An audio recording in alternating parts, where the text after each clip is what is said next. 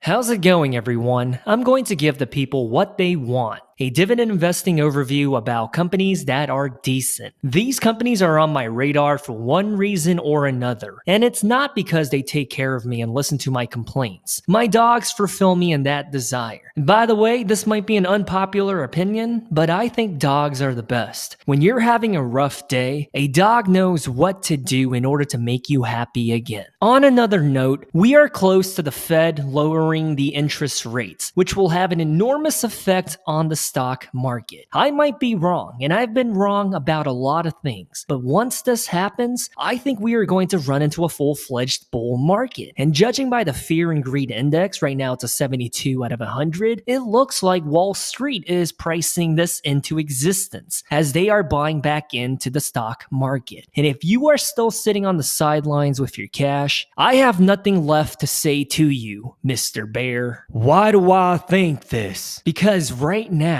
there's virtually zero risk of yielding 5% a year in our savings accounts and through the US Treasury. But once the interest rates come down, big money is going to be looking for a new home. And when people get tired of getting 1% back in their high yield savings accounts, I think dividend stocks will have a place to shine again. So to me, right now seems to be a great opportunity to buy dividend stocks while they're still considered undesirable for the short term. No, but seriously, when I was in college, I thought a 1% rate of return was decent. And I remember doing my retirement number calculations about 15 years ago based on a 1% rate of return from doing CDs and high yield savings accounts. Trust me, I was young, naive, and not aware of dividend investing back then. I would literally drink a pint of butthole sweat if I could go back in time so that I could invest in the stock market in the 90s. Anyways, the decent dividend companies in question, we have American Waterworks, ticker symbol AWK, we have Cheesecake Factory, ticker symbol CAKE, we have Starbucks, ticker symbol SBUX, and UnitedHealthCare, ticker symbol UNH. On surface level, they all seem pretty decent, right? However, we're going to be doing a deep dive and figuring out if each one is a good company or not. And how will this video go downtown? First, we're going to review the company profile and quickly go over the business model to figure out how do they generate revenue. Next, we will look at their dividend stats because this is a channel that is focused on dividend compounders after all. And last, we will look at their total return performance on a 10-year horizon. American Waterworks is a utility company in the business of providing clean water to sinks and bathtubs, but also they do wastewater management. Their customers include commercial buildings, the US military, residential neighborhoods, manufacturing facilities, and even school buildings. Water is essential for life and is an industry some doomsday preppers believe will be a big winner when the world decides to go crazy. Pretty simple business model with a bright future as water will always be critical to function in our day-to-day lives. However, with that said, they do have a headwind they are currently navigating through, and that's why their stock price right now is depressed. What is this obstacle? PFAs. PFAs are essentially tiny particles of plastic in your water, and when you digest it, it leads to health complications because plastic accumulates in your body. It's also known as a forever chemical because it just stays in your body. As such, in 2023, the EPA mandated water utilities to do something about this and to filter PFAs out of their water. The conservative estimated cost to do this will be $3.8 billion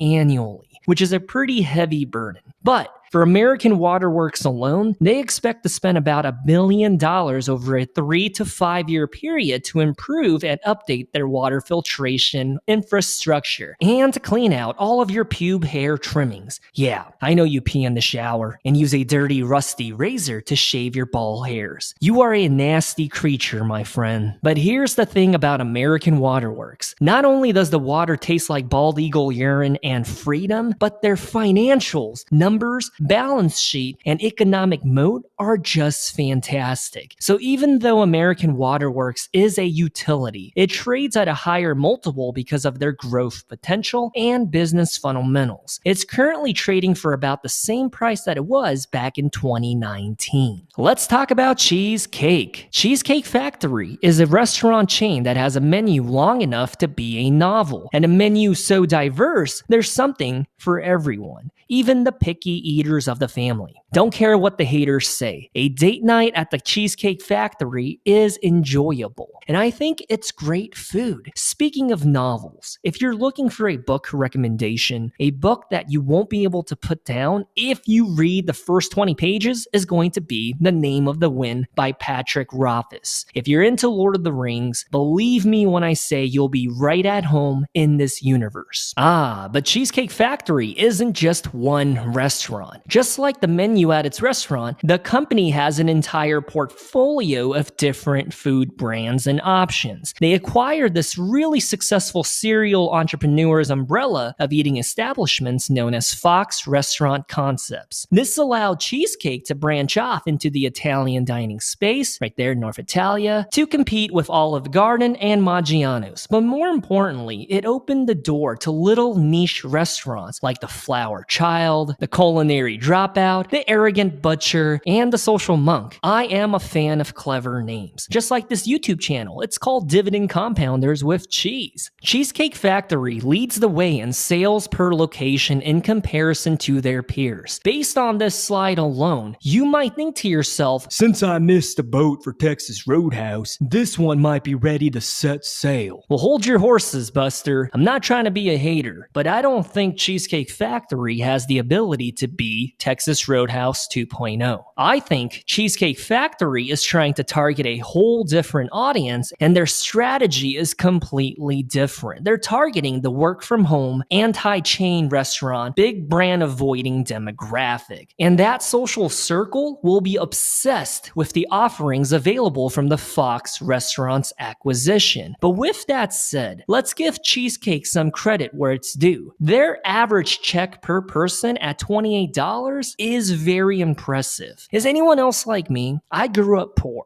So when I go out to eat, I always get water by default. I never order a soft drink or beer with my meal. I mean, I'd love to drink a pint of Sapporo with my sushi, but water works just fine. This slide right here shows how many locations there are worldwide. Isn't it interesting? Cheesecake only has about 216 locations in North America, whereas Texas Roadhouse has over 647 locations in the US alone. So when we think about expansion and growth, Cheesecake still has a lot of footprint to develop upon. So let's go ahead and talk about North Italia. North Italia is actually Cheesecake Factory's most successful restaurant brand right now, as their year-over-year growth is reflecting the consumer's preference for handmade Italian food. I myself have never tried North Italia, but if you have, please let us know if it's worth the hype. I took a quick look on Yelp, and the reviews are pretty positive for the place. Definitely seems like the type of place that you go to for lunch. And I wanted to elaborate on the Fox Restaurant Concepts portfolio really quickly. If Cheesecake Factory falls out of favor with the customers, then they have the option to double down and expand any one of the restaurants under their Fox Concepts portfolio. There's only 41 locations across the US, and it's mostly concentrated in the southwestern portion of the US. The potential to expand to Chicago, New York City, DC, Miami, St. Louis,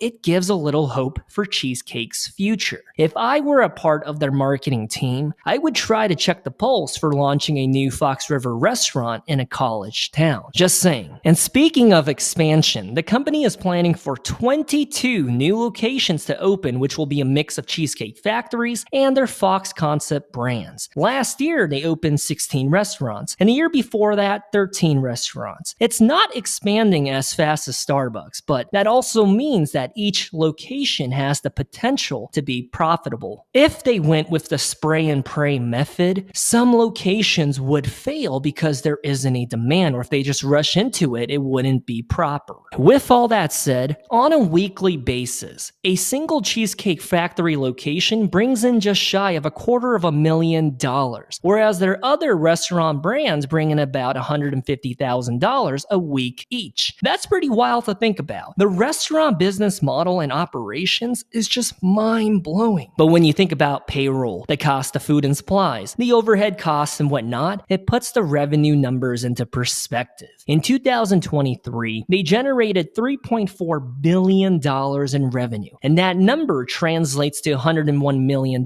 in net income. As for this year, they are expecting their revenue to be around $3.6 billion, and their net income margin to be around 4%, give or take. And I love that the leadership is making the call to buy back shares to offset the amount of shares given out to employees as part of their compensation package. I like that. Unless you're a short, bald man, you've probably heard all of the bad press surrounding Starbucks. Their stock is getting smashed in the shins by investors because there's a lot of fear and doom surrounding the company right now. The sentiment is not good. What exactly is Starbucks? Starbucks is a cafe business that sells made-to-order drinks to customers. However, they're much more than that. Starbucks is a brand, a status symbol, a craving, a third place where people can go to hang out, to work, or to even study. I don't even drink coffee, but when I recognize a good business, I'm intrigued. And let me tell you, Starbucks is a fantastic business, which is why I wanted to do more research about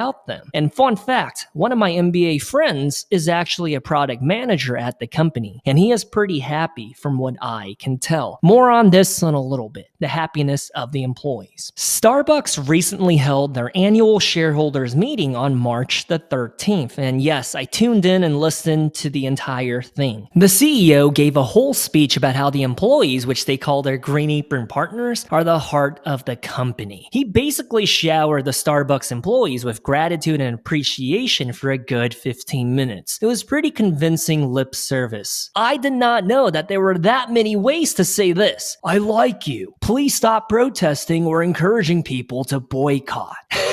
And he reaffirmed his bold ambitions to bring Starbucks back into the conversation with Domino's and Chipotle. He is laser focused on expanding Starbucks internationally, which, as we all know, China's economy isn't doing too well. And Luckin, their version of Starbucks, is growing by the week. Starbucks also made a call out at their last earnings report that they have reduced their yearly sales forecast because of all the boycotts and workers quitting or getting fired. They missed their EPS expectations and they missed their revenue estimations. Not by a whole lot, but they still missed. So, Starbucks definitely has headwinds, a bumpy road ahead for them. Despite all of this, white women will make sure Starbucks never fails. Their track record speaks for itself if you just look at your screen right now. It's a wonderful business going through a storm. A year or two from now, people will be talking about how they regret not jumping in while Starbucks was going through a temporary speed bump. That's just my personal opinion. And did you know in 20 years, Starbucks actually expanded by pumping out 31,000 locations around the world. They went from 32 countries to now 86. And their revenue?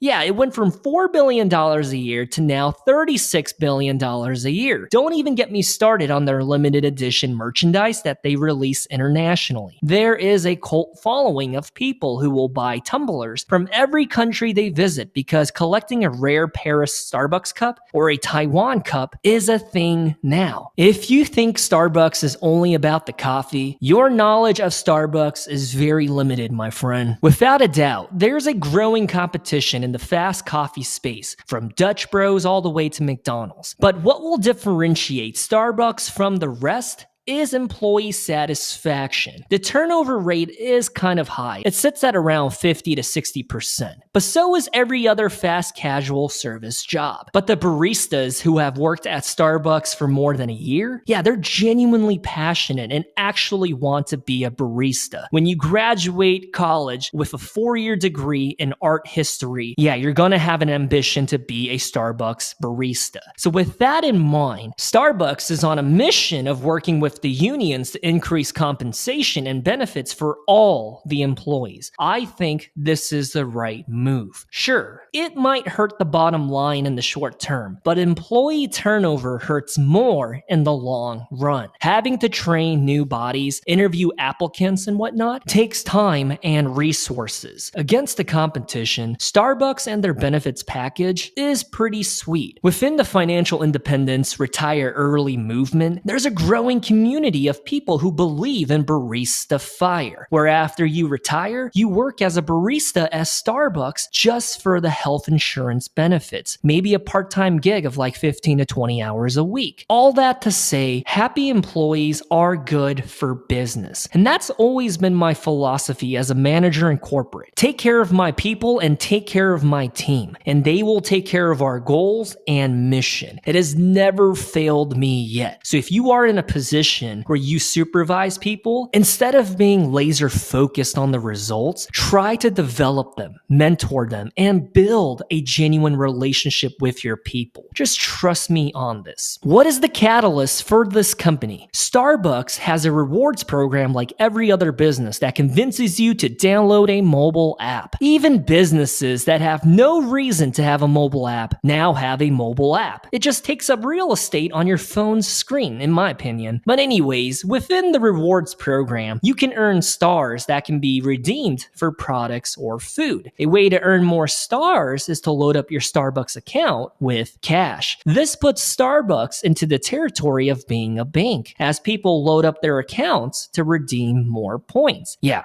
I know, that's a far reach, but still, this past quarter alone, over $3.6 billion were loaded onto their accounts or gift cards. And when you think about it, that's a crazy free loan to Starbucks. Sure, some of that cash will be converted right away as transactions, but imagine all of the idle money just sitting in people's Starbucks accounts. United Health. United Health has two business pillars: a pharmacy prescription service and health insurance. This is what they are more commonly known for. In the US, you essentially need 3 forms of insurance. One is car insurance if you drive. Second is insurance for your home. And the other is health insurance. There have been many startups trying to break into the health insurance industry, but the big boys have too much influence and an economic moat. United Health is one of the biggest providers by market share. The others being Kaiser Permanente, Anthem, Aetna, Cigna, etc. And this is not an exaggeration. I have known people who have joined the US military just so that their family could have health insurance expenses all taken care of. Health insurance and medical costs are just out of control, and I'm so sorry, I'm about to go on a rant right now. Personal opinion, I think the medical industry needs a transformation. The whole idea of a hospital billing a patient millions of dollars for just one ER visit is ridiculous,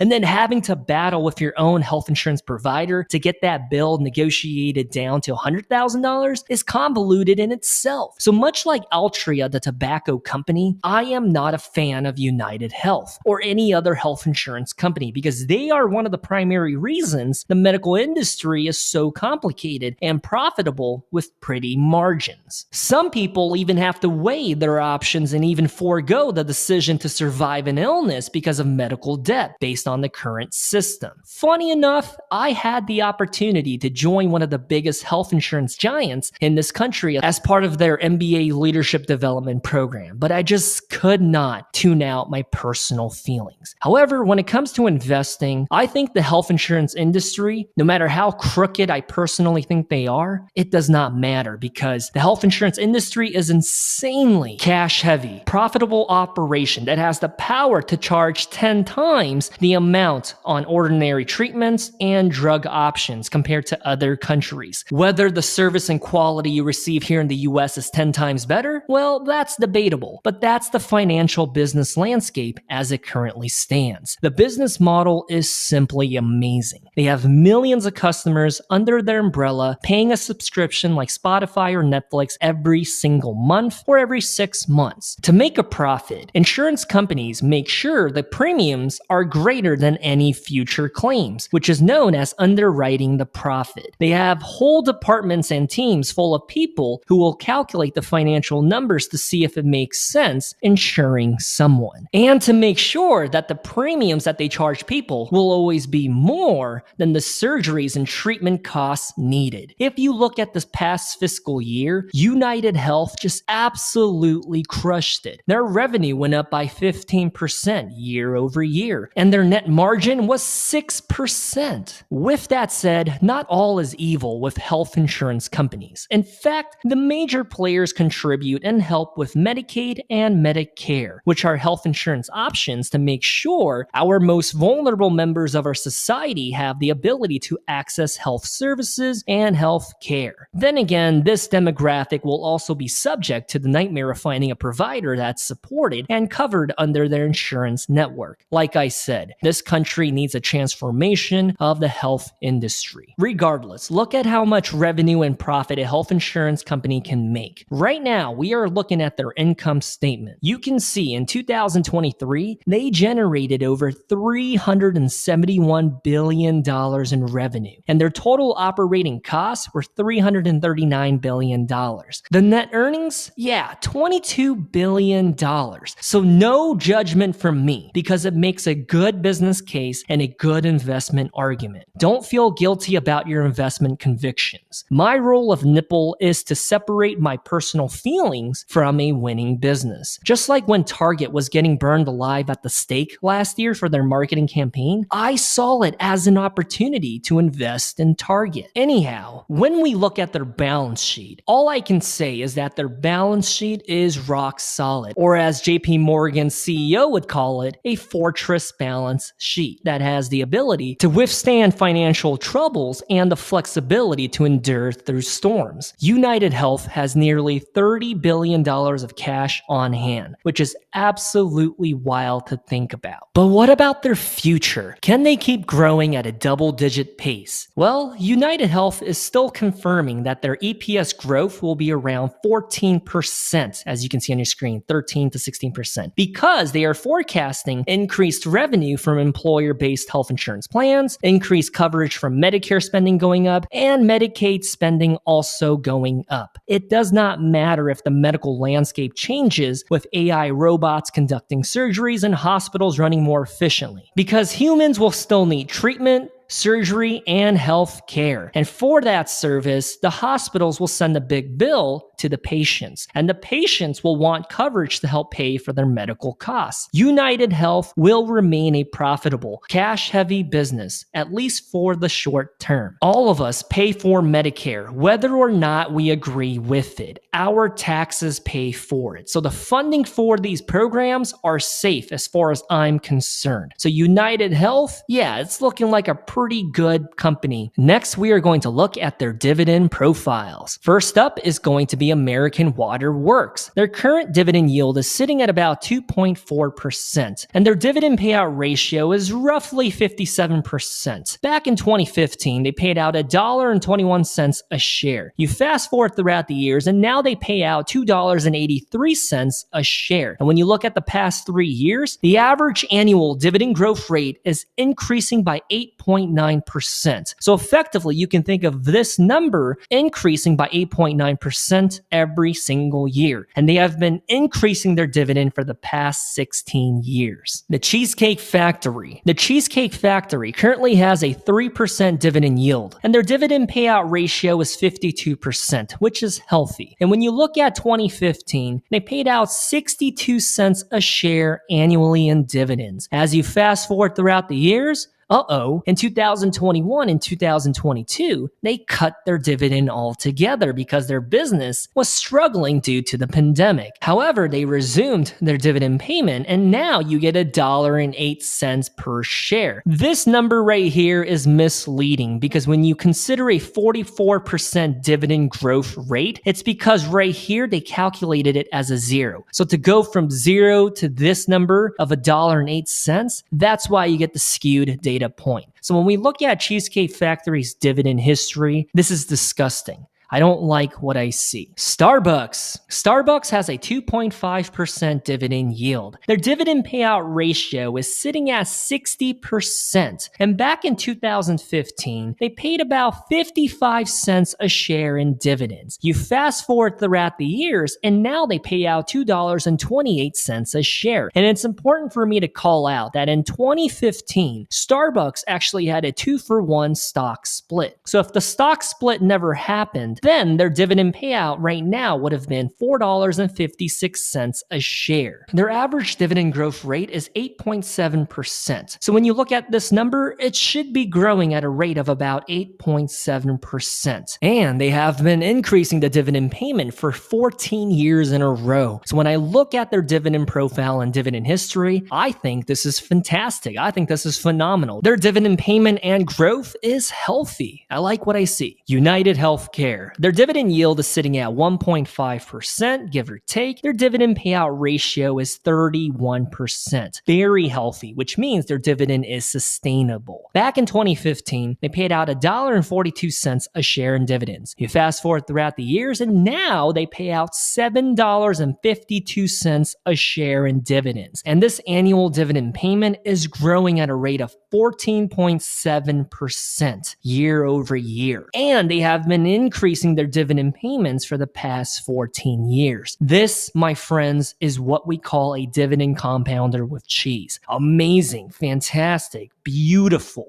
And now let's look at their total performance for the past 10 years. American Water Works, with $10,000 invested in January of 2014, in about 10 years, that would have grown to $34,000 with the dividends reinvested. That means the year-over-year CAGR is 12.9%. Oh my goodness, this is beautiful. In their best year, which was 2019, the stock price went up by 37%. In their worst year, which was 2022, they went down by negative 17%. But to have your money increase by 300% in a span of 10 years, that is just phenomenal. The Cheesecake Factory, with $10,000 invested in January of 2014 and fast forwarding 10 years, well, that $10,000 would now be worth $8,800. Their year-over-year CAGR is negative 1%. During their best year in 2016, they went up by 32%. On the other hand, during their worst year, they went down by negative 17%. So when we look at their performance and their total returns, at least for the past 10 years, all I can say is that this is disgusting. When you put money into an investment, into a stock, you expect for your money to grow, and in an ideal situation for your money to compound. But to have your $10,000 turn into $8,000 in 10 years? Ugly, smelly, disgusting, gross. Just get out of my face. Now let's talk about Starbucks. With $10,000 invested in January of 2014 and fast forwarding 10 years later, that $10,000 would now be worth just shy of $30,000. This represents a CAGR of 11% year over year. And during their best year, which was 2015 due to that stock split, they went up by 48%. During their worst year, which was 2 years ago, they went down by negative 13%. And judging by their total performance for the past 3 years, it has been a little rough for Starbucks. However, when we look at their total returns, to see your money go from $10,000 to just shy of $30,000 in 10 years, I still think this is a delicious dividend compounder with cheese. And somebody needs to put a bra on this logo. UnitedHealthCare, with $10,000 invested in January of 2014, fast forwarding 10 years later, your initial $10,000 investment would now be worth $76,000. This is a CAGR of 22% year over year, meaning that your money grew at a rate of 22% on average. During their best year, the stock price went up by 45%. During their worst year, which is this year actually, it went down by -6%. However, to see your money increase by 700% for a health insurance company, it just shows you how delicious this company is. This is not a tech stock. This is not Nvidia. This is not AMD or Tesla. And I know I had a lot of words to say earlier. However, I cannot deny the fact that United Health is a beautiful business, at least on paper, with personal feelings aside. And now we are going to go over my subjective ranking of these companies. Don't hate the player, hate the game. That's going to be the motto as we go through this. Number one has to be United Health. This is the definition of a dividend compounder with cheese. Clear number one in this competition. Then, when it comes to second place, it's like comparing apples to oranges, or an iPhone to a Samsung Galaxy. So the two companies are Starbucks and American Waterworks. They both have a wonderful business model, balance sheet, and dividend profile. Their total returns for the past 10 years have also been phenomenal. However, I will give the slight edge to Starbucks, because right now, with all of the bad press surrounding the coffee company, it's a stock that is on sale. Once they survive 2024, I personally feel as if the company will be back on track to grow again, maybe even at a rate of double digits. With that said, American Waterworks could have been second place depending on the day of the week, but for today, let's just go ahead and put them in third place. That means for last place, you guessed it. Although on surface level, Cheesecake Factory looked to be a solid dividend company, upon further review, they are disgusting. Not only did they cut their dividend a couple years ago, but if you had invested in Cheesecake Factory 10 years ago, you would have lost money. And they also have a negative year-over-year CAGR. Deep down inside, I want to give them the benefit of the doubt, because now they have pivoted to a portfolio of restaurants that are full of potential. Although their past is messy and ugly, based on my research, I would say that Cheesecake Factory's future looks better. However, objectively, on paper, Cheesecake Factory is the most obvious loser of the bunch. Some might even argue that Cheesecake Factory is a value trap. But remember, they're not the same company as they were back in 2014. They have a promising future because of Fox Concept Brands. So I'm going to turn the mic over to you. What's a company that you think is decent, but nobody is really talking about? And what's your feedback on how I ranked these four companies? Do you agree? Do you disagree? Please let me know. And with that said, Dividend Compounders with Cheese signing off. Stay safe, everyone, and I'll talk to you really soon. Bye-bye.